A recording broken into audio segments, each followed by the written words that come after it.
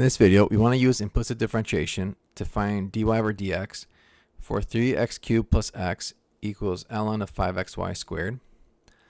Let's simplify ln of 5xy squared.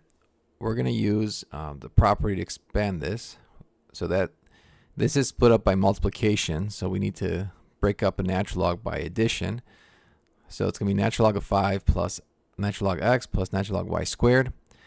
And then the exponent for the y squared is going to come in front to get to natural log y. So then we can rewrite this whole expression as 3x cubed plus x equals ln 5 plus ln of x plus 2 ln y. Okay, now we can take the derivative. So we're going to take the derivative with respect to x.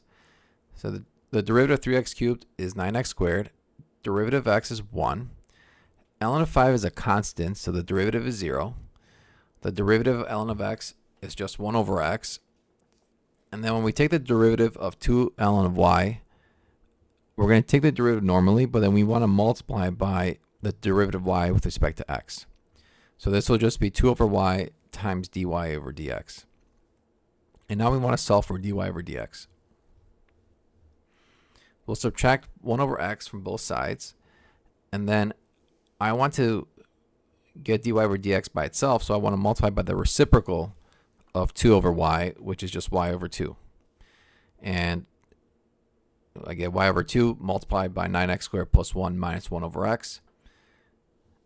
I can get a common denominator, so the inside of the parentheses could be 9x cubed plus x minus 1 all over x.